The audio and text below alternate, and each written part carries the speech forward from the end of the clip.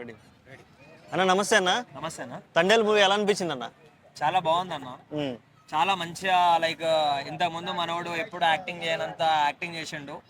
Like Sai Pallavi presence అనేది చాలా తక్కువ చేసి మన హీరోది ఎక్కువ పెట్టారు కాబట్టి 100% వర్కౌట్ అయింది నాగ చైతన్యకి. నాకు తెలిసి ఇంకా మన గీతా ఆర్ట్స్ కూడా వర్కౌట్ అవచ్చు.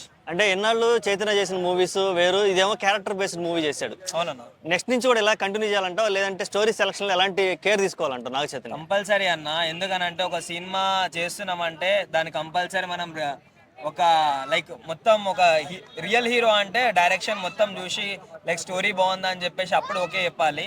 లైక్ నాగ చైతన్య ఏం చిన్న హీరో కాదు కదా, వచ్చిన ప్రతి ఒక్క స్క్రిప్ట్ని ఓకే చెప్పడానికి. సో యాజ్ ఏ ఫ్యాన్గా నేనేమంటున్నా అంటే లైక్ ఏ స్క్రిప్ట్ అయినా సరే మీ హార్ట్ఫుల్గా నచ్చితే లైక్ ఇది హిట్ అవుతుందా అని చెప్పేసి అనిపిస్తే మీరు తీసుకోవాల్సిన కోరుతున్నాము. ఇప్పుడు ఏ డైరెక్టర్ వచ్చినా సరే ఎందుకు మేము నిన్నమన్నదాకా ఒక డైరెక్టర్ సినిమా తీస్తా అని చెప్పేసి లైక్ వేరే హీరో కమిట్ అయిపోయి వెళ్ళిపోయిండు. అప్పుడు మన హీరోకి నాగ చైతన్యకే దెబ్బ పడ్డది.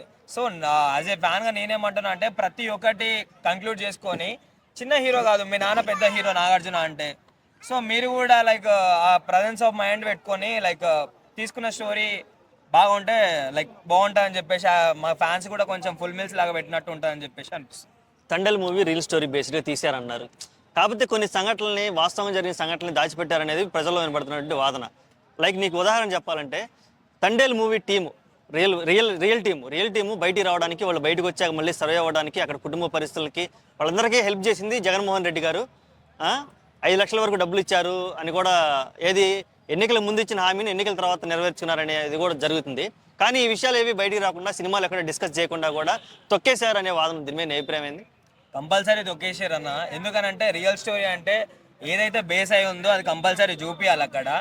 సో ఇప్పుడు నాకు తెలిసిన ప్రకారం ఏందనంటే, మీరు ఎలా తీసుకున్నా సరే ఇప్పుడు జగన్మోహన్ రెడ్డి పరిపాలన లేరు కాబట్టి ఒకవేళ ఆయనకి ఫేవర్ చేస్తే మా సినిమా ఆంధ్రాలో ఆడనిస్తారా లేకపోతే ఆడుతుంది అన్నట్టు వీళ్ళు లైక్ సినీ డైరెక్షన్ వాళ్ళు లైక్ వాళ్ళ టీం మొత్తం అలా భయపడ్డదని చెప్పేసి నేను అనుకుంటున్నా.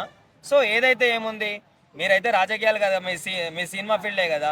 సో జగన్మోహన్ రెడ్డి అంత కృషి చేసినప్పుడు, అంత హెల్ప్ చేసినప్పుడు మీరు ఆయనది కూడా ఒక పాత్ర లాగా చూపిస్తే చాలా బాగుంటుంది.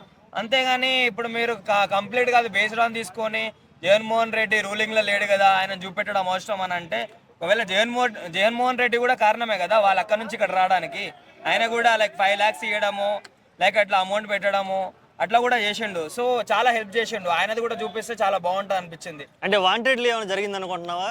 వాంటెడ్లీ అన్న ఇది. ఎందుకనంటే ఒకవేళ అదే ఇప్పుడు మన పవన్ కళ్యాణ్ ఉన్న, చంద్రబాబు నాయుడు ఉన్నా సరే ఇంతకు ముందు కంపల్సరీ చూపిస్తుండే. కానీ ఇప్పుడు వైసీపీ అనేది రూలింగ్ గవర్నమెంట్లో లేదు కాబట్టి అది తీసేసారు. ఒకవేళ రూలింగ్ గవర్నమెంట్లో అసలు వైసీపీ ఉంటే 100% వేస్తుండే, దాంట్లో డౌటే లేదు.